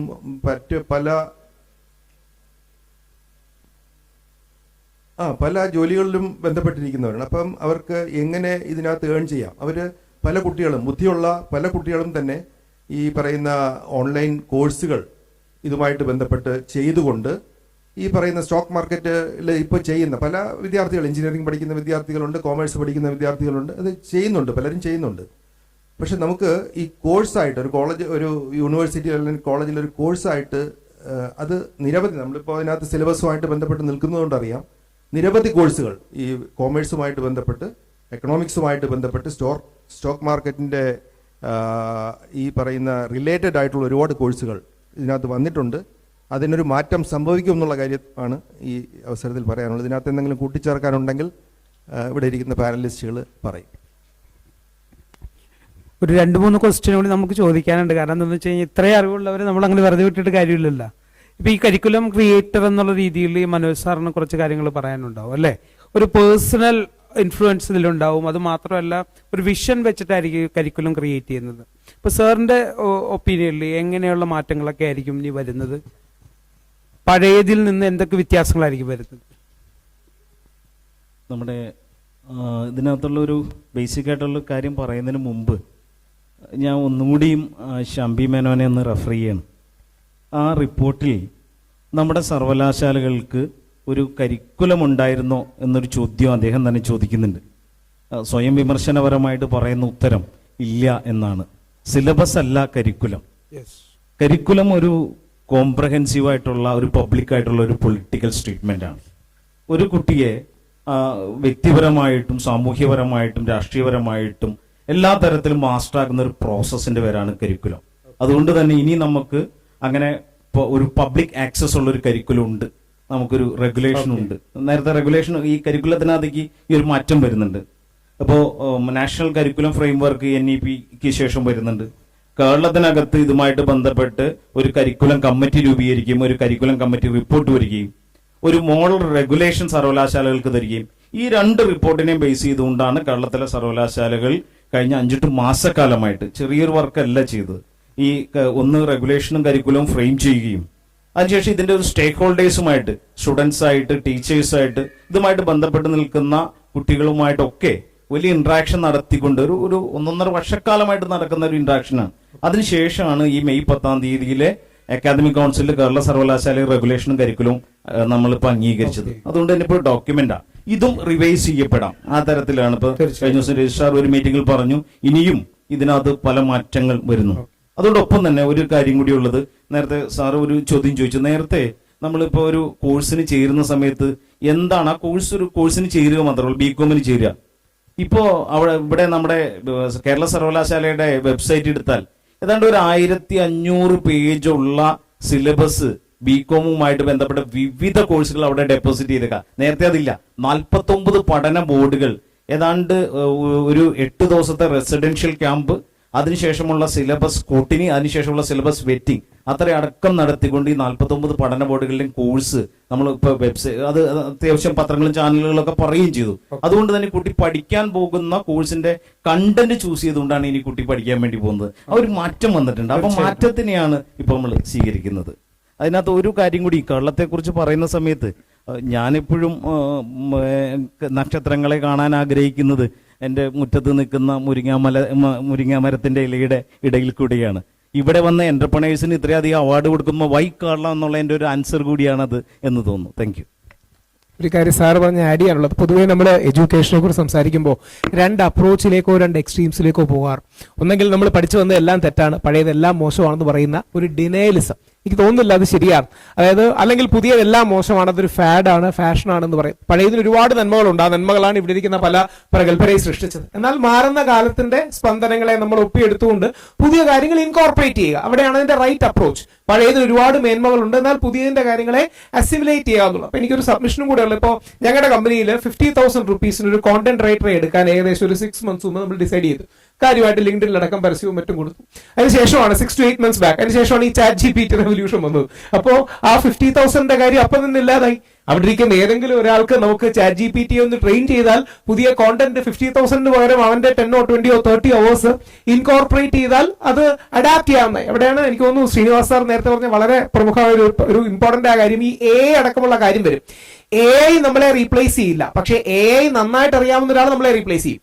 AI നമ്മളെ റീപ്ലേസ് ചെയ്യില്ല, but a person who knows how to use AI in an effective way will replace us. കാര്യം ഞാനൊക്കെ മീഡിയയിൽ നിൽക്കുകയാണ്, ഞങ്ങൾക്ക് പണ്ടൊരു ആർട്ടിക്കൽ എഴുതാൻ 2 ദിവസം കിട്ടുമെങ്കിൽ ഇപ്പൊ 2 ദിവസം കൊണ്ട് 3 ആർട്ടിക്കൽ എഴുതാൻ കഴിയുന്ന ഒരു സാധനമാണ്. ഇപ്പം ChatGPT Ctrl+C Ctrl+V അടിക്കുകയല്ല, അതിലെ ഒരു കോണ്ടന്റോ ഫ്രെയിംവർക്കോ എടുത്ത് നമ്മുടേതായ ഒരു സോള് കൊടുത്ത് ഒരു ഹ്യൂമൻ പ്ലസ് ഒരു മെഷീൻ ഇന്ററാക്ഷൻ എന്ന രീതിയിൽ നമുക്കൊരു കാര്യം ഈസിയായി കുറെ കൂടെ പുറത്തേക്ക് കൊണ്ടുവരാൻ കഴിയും. ഇപ്പൊ AI ഓറിയന്റേഷൻ ഇവർക്കുണ്ടോ, റെഗുലർലി ഇതിന്റെ അപ്ഡേറ്റിംഗ് ഉണ്ടോ തുടങ്ങിയ കാര്യങ്ങളും കൂടെ ഒരുപക്ഷെ ഉണ്ടാണ്. അങ്ങനെയും കൂടെ ഉണ്ടായില്ലെങ്കിൽ they will fall short. കാര്യം 1 year മുമ്പുള്ള ഞങ്ങളുടെ റിക്വയർമെന്റ് അല്ല ഇപ്പോൾ ഉള്ളത്. ഒരുപക്ഷെ 1 വർഷത്തിനോ 2 വർഷത്തിന് ശേഷം ഞങ്ങളുടെ റിക്വയർമെന്റ് ആയിരിക്കില്ല. ഒരു കണ്ടിന്യൂസ് ഇൻഡസ്ട്രി അപ്ഡേറ്റ് കൂടി എടുക്കുകയാണെങ്കിൽ that would be nice. അപ്പൊ ഈ ഇൻഡസ്ട്രി അക്കാഡമി ആ കണക്ട് എന്നൊക്കെ പറയുന്നത് പോലൊരു ഇതും കൂടെ എടുക്കുകയാണെങ്കിൽ, and I would like to conclude by saying ഇതിന്റെ കോർ ഇത്രയേ ഉള്ളൂ. ഒന്ന് എഡ്യൂക്കേഷൻ, എംപ്ലോയ്മെന്റ്, ഓൺട്രപ്രണർഷിപ്പ്. ഇതിന് മൂന്നിനുമുള്ള ഒരു ഈക്കോ സിസ്റ്റം ഇതാണ് നമ്മൾ യഥാർത്ഥത്തിൽ ബിൽഡ് ചെയ്യുന്നത്. U can call it in any different fancy words you like. നമുക്കൊരു എഡ്യൂക്കേഷൻ വേണം, അത് ലൈഫ് ഫോമിംഗ് ആകണം, ക്യാരക്ടർ ബിൽഡിംഗ് ആകണം, നേഷൻ സോഷ്യോ പൊളിറ്റിക്കൽ കൾച്ചറൽ രീതിയിലാകണം, ഒരു ജോലി വേണം. ഇത്രയൊക്കെ തത്വം പറഞ്ഞ കാര്യമല്ല. ആൾക്കാർക്ക് വരുമാനം വേണം, ജോലി വേണം, ജീവിക്കണം, അവർക്ക് ഫാമിലീസ് ഉണ്ടാകണം. അതുപോലെ തന്നെ ഓൺട്രപ്രണർഷിപ്പ് ഉള്ള കാര്യങ്ങൾ 3 to 4% ആണ് ഗവൺമെന്റ് മേഖലയിലടക്കം നമുക്ക് ജോലി കിട്ടാൻ സാധ്യം. ബാക്കിയുള്ള കാര്യങ്ങളിൽ കുറെ ഓൺട്രപ്രണേഴ്സ് ഉണ്ടാകുകയാണെങ്കിലേ കേരളം പോലെ ഒരു ഡെൻസിറ്റി ഓഫ് പോപ്പുലേഷൻ കൂടി നിൽക്കുന്ന സ്ഥലത്ത് നോളജ് എക്കോണമിയിലടക്കം ഓൺട്രപ്രണേഴ്സ് വന്നാലേ we will be able to crack things. So ഈ എഡ്യൂക്കേഷൻ, എംപ്ലോയ്മെന്റ്, ഓൺട്രപ്രണർഷിപ്പ് അതിന്റെ എക്കോസിസ്റ്റം എങ്ങനെ ബെറ്റർ ആക്കാം, and we are all stakeholders. അതുകൊണ്ടാണ് ബ്രാൻഡ് സ്റ്റോറീസ് ഒരു സ്റ്റേക്ക് ഹോൾഡർ ആണ്, creating awareness regarding this. So I wish you all the best. It was very nice. Last question, കാരണം നമ്മൾ മാത്രമല്ല ഇത് കേൾക്കണേ, ഇനി ആയിരക്കണക്കിന് ലക്ഷക്കണക്കിന് ആളുകൾ കേൾക്കാൻ പോവുകയാണ്. അപ്പോൾ എഞ്ചിനീയറിംഗ് മേഖലയിൽ വളരെയധികം വ്യത്യാസങ്ങൾ വന്നുകൊണ്ടിരിക്കുകയാണ്. അപ്പോൾ വിനോദ് സാറിനോട് ലാസ്റ്റ് അതിനെക്കുറിച്ച് കൂടി നമ്മുടെ അഭിപ്രായം ആരാഞ്ഞുകൊണ്ട് നമുക്കിത് അവസാനിപ്പിക്കാം. ഓക്കെ. യെസ്, ഞാൻ ആദ്യമേ തന്നെ പറഞ്ഞിരുന്നു ഒരു കരിക്കുലം അത് ഇന്ന് ഡിക്ലെയർ ചെയ്തിട്ടുണ്ട്. ഓണറബിൾ മിനിസ്റ്ററും അതിനെക്കുറിച്ച് സൂചിപ്പിക്കുകയുണ്ടായി. അപ്പോൾ ഈ കരിക്കുലം നമ്മൾ ഫ്രെയിം ചെയ്തപ്പോൾ നമ്മുടെ മനസ്സിലുണ്ടായിരുന്ന 3 വെർട്ടിക്കൽ ഔട്ട്കംസ് ആണ്. പല ഔട്ട്കം നമുക്ക് ഉണ്ട്. നമ്മൾ എൻവിസാജ് ചെയ്തിരുന്ന ബേസിക്കലി 3 ഔട്ട്കമാണ്. അതിലൊന്ന് നമ്മുടെ ഈ എഞ്ചിനീയറിംഗ്, അതിൽ പ്രധാനപ്പെട്ടത് നമ്മുടെ ഇതെല്ലാം കൂടെ ചേർന്ന ഒരു എഞ്ചിനീയറിംഗ് വിദ്യാർത്ഥിയെ ബഹുമുഖ പ്രതിഭയാക്കി പുറത്തേക്ക് വിടുക എന്നുള്ളതാണ്. ഒരു റിസർച്ചർ ആക്കാൻ കഴിയുന്ന തരത്തിലാകണം കരിക്കുലം എന്നാണ് നമ്മൾ പ്ലാൻ ചെയ്തിട്ടുള്ളത്. അവന്റെ റിസർച്ചും ഇന്നോവേഷനുമായി മുമ്പോട്ട് പോകാൻ കഴിയണം. രണ്ടാമതായി ഇൻഡസ്ട്രി റെഡി ആയിട്ടുള്ള ഒരു എഞ്ചിനീയർ ആകണം. നേരത്തെ വളരെ പ്രഗത്ഭരായിട്ടുള്ള ഗ്രാജുവേറ്റ്സ് ആണ്, വളരെ മിനിമം നമ്പർ ഓഫ് എഞ്ചിനീയറിംഗ് സ്റ്റുഡൻസും എഞ്ചിനീയറിംഗ് ഗ്രാജുവേറ്റ്സ് ഉണ്ടായിരുന്ന കാലഘട്ടത്തിൽ വരെ ആരും ഇൻഡസ്ട്രി റെഡി ആയിരുന്നില്ല. എല്ലാവരും അതായത് ഇൻഡസ്ട്രി ട്രെയിൻ ചെയ്തെടുക്കുമായിരുന്നു. So that can be reckoned as a wastage of time. അത് മാറ്റിവെച്ചുകൊണ്ട് ഇൻഡസ്ട്രി റെഡിയാക്കി വിടുക. മൂന്നാമതായി അവനൊരു ഓൺട്രപ്രണർ ആകാൻ പ്രാപ്തനാക്കുക. ഇങ്ങനെ 3 വെർട്ടിക്കൽ ഔട്ട്കം ആണ് നമ്മൾ ബേസിക്കലി എൻവിസാജ് ചെയ്യുന്നത്. അതിന് വേണ്ടിയിട്ടാണ് ഈ കരിക്കുലത്തിൽ കൊണ്ടുവന്ന ഓരോ കമ്പോണന്റും ഓരോ എലമെന്റും. ഫസ്റ്റ് ഇയറിൽ തന്നെ നിങ്ങൾക്ക് കാണാൻ കഴിയും ഓൺട്രപ്രണർ ആൻഡ് IPR എന്നൊരു സബ്ജക്ട് എല്ലാ ബ്രാഞ്ചസിനെയും നമ്മൾ പഠിപ്പിക്കുകയാണ്. കേരള സ്റ്റാർട്ടപ്പ് മിഷനും IPR സെല്ലിന്റെയും ഒക്കെ സഹായത്തോടു കൂടിയാണ് ഈ കോഴ്സ് നമ്മൾ ഡിസൈൻ ചെയ്തിട്ടുള്ളത്. മറ്റൊരു പ്രോഗ്രാം നമുക്ക് ഫസ്റ്റ് ഇയറിൽ കാണാൻ കഴിയുന്നത് ഡിജിറ്റൽ 1.0 സ്കില്ലിംഗ് ഗ്യാപ്പ് എന്ന് നമ്മൾ പറയുന്നത്. സ്കില്ലിംഗ് ഗ്യാപ്പ് ടെക്നോളജിയിൽ സ്കില്ല് ചെയ്യാൻ വേണ്ടിയിട്ട് നാസ്കോം പോലുള്ള ഏജൻസികളുമായി ഓൾറെഡി ഞങ്ങൾ MOU വെച്ച് കഴിഞ്ഞു. ഡിജിറ്റൽ 101 എന്ന കോഴ്സ് നമ്മൾ ഫസ്റ്റ് ഇയറിൽ തന്നെ ആരംഭിക്കുന്നുണ്ട്. ഇനി ഒരു ഓൺട്രപ്രണർ ആകാനായി ആ ഫസ്റ്റ് ഇയറിലെ കോഴ്സിന് ശേഷം അവന് മൈനർ നമ്മൾ ഓഫർ ചെയ്യുന്നുണ്ട് 3rd സെമസ്റ്റർ മുതൽ. ആർക്കെങ്കിലും ആ മേഖലയിൽ പോകണമെന്നുണ്ടെങ്കിൽ അങ്ങനെ തന്നെ പോകാം. പിന്നെ മറ്റൊരു പ്രധാനപ്പെട്ട സംഗതി PBL പ്രോജക്ട് ബേസ്ഡ് ലേണിംഗ് എന്ന് 16 ക്രെഡിറ്റിന്റെ കോഴ്സസ് നമ്മൾ ഇതിൽ കൊണ്ടുവരുന്നുണ്ട്. പ്രോജക്ട് ബേസ്ഡ് ലേണിംഗ് എന്ന് പറയുന്നത് ലേണിംഗ് അറൌണ്ട് എ പ്രോജക്ട്. ഒരു സബ്ജക്റ്റിനെ അവൻ പഠിക്കാൻ പോകുന്നത് ഒരു പ്രോജക്റ്റിലൂടെയാണ്. ബേസിക് ആയിട്ട് അവിടെ ഫാക്കൽറ്റി ഒരു മെന്ററായി മാറുകയാണ്. കോൺസെപ്റ്റ്സ് കൊടുക്കുക, അതിൽ നിന്ന് പ്രോജക്റ്റ് അവൻ ഡെവലപ്പ് ചെയ്യുക, പ്രോജക്റ്റിലൂടെ ആ സബ്ജക്റ്റ് പഠിക്കുക എന്നുള്ളതാണ്.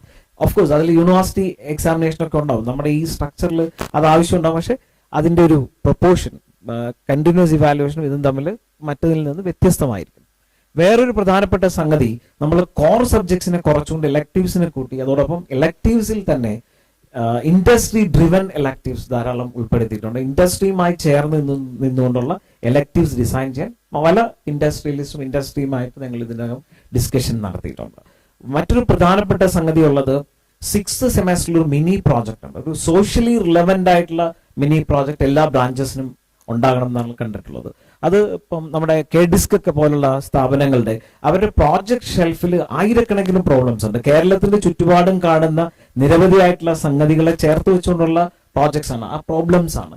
LSGD ലോക്കൽ സെൽഫ് ഗവൺമെന്റ് അടക്കമുള്ള ആളുകൾ ആവശ്യപ്പെടുന്നതനുസരിച്ച്, വാട്ടർ അതോറിറ്റി ആവശ്യപ്പെടുന്നതനുസരിച്ചുള്ള ഇത്തരം പ്രോബ്ലംസ് ധാരാളമുണ്ട്. അത് ഒരു ഫണ്ടഡ് പ്രോജക്റ്റായി അവൻ 6th സെമസ്റ്ററിൽ കംപ്ലീറ്റ് ചെയ്യണം എന്നാണ് നമ്മൾ ആഗ്രഹിച്ചിട്ടുള്ളത്. He can start it right from the first year onwards. 6th അവസാനിപ്പിച്ചാൽ മതി.